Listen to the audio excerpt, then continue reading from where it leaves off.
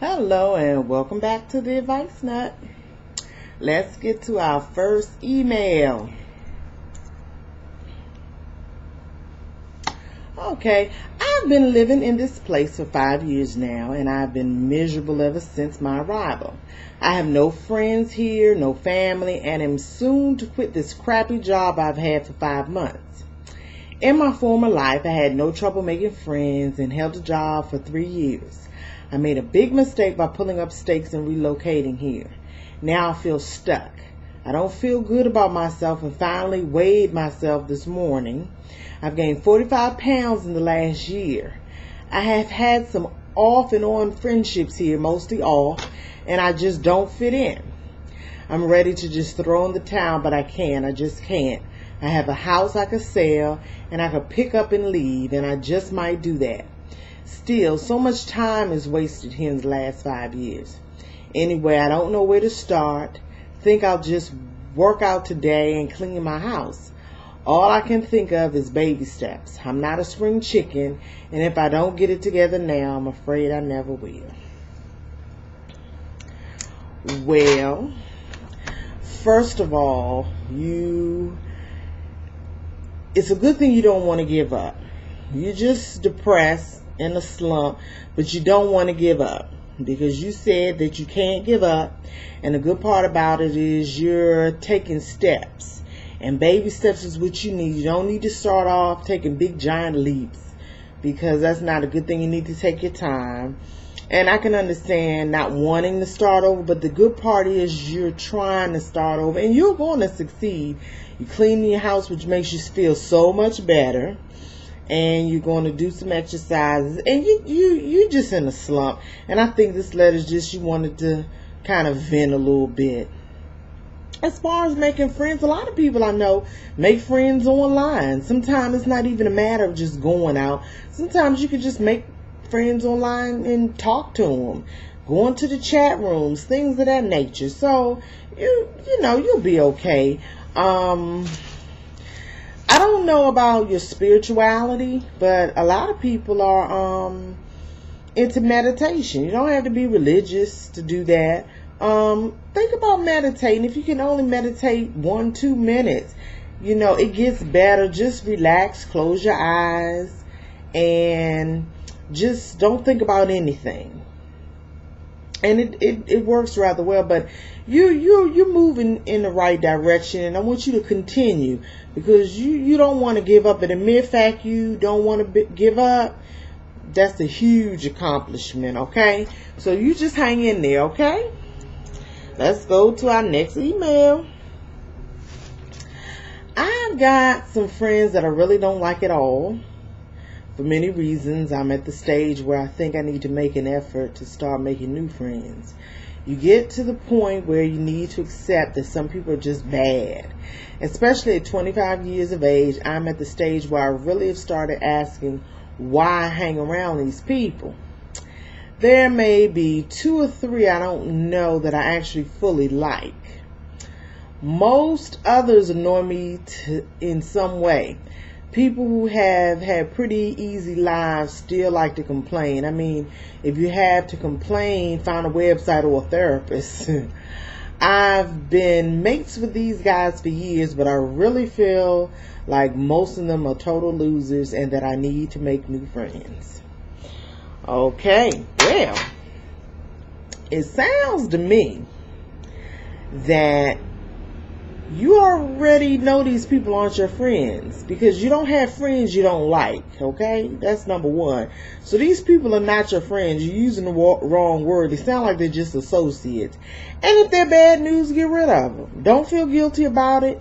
Once you start hanging in that element and you get used to it, what ends up happening is you end up doing the same things they do. And you become a loser too. So if you've been hanging around these people any length of time, you're probably a loser yourself. So you need to get away from that element so that because I believe you have some bad habits. If you've been hanging around them any length of time, you don't let them bad habits rub off on you unless you came into them with them habits. Maybe they done rubbed off on them. And then come to think of it, maybe they don't like you either. So stay away from them. Maybe they'll be glad you're staying away from them. Then the feeling is mutual. Then it won't even be a problem. Okay? All right. My boyfriend's daughter's sweet 16 is coming up. He is letting her and her friends go completely unsupervised to some resort in the mountains where they'll spend her birthday and New Year. The only, let's say, adult will be her 18-year-old brother and some of his friends.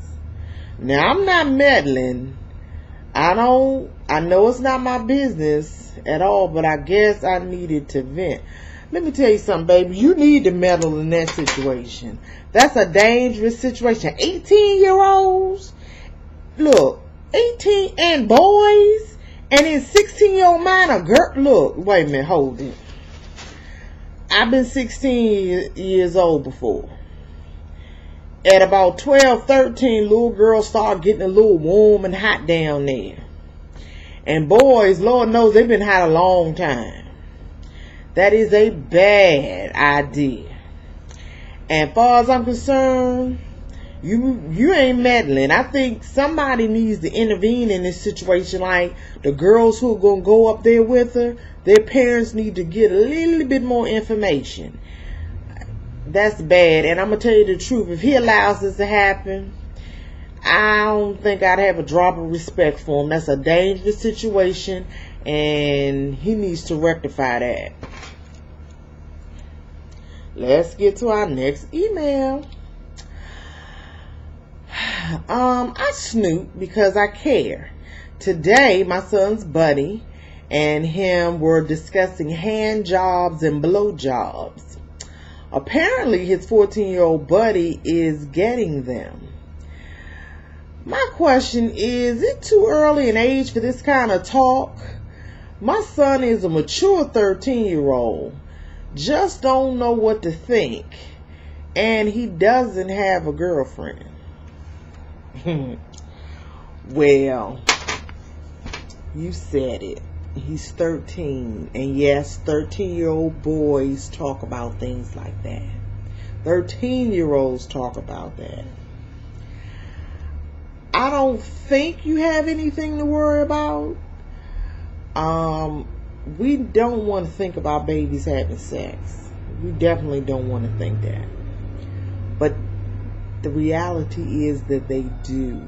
And because they do have sex,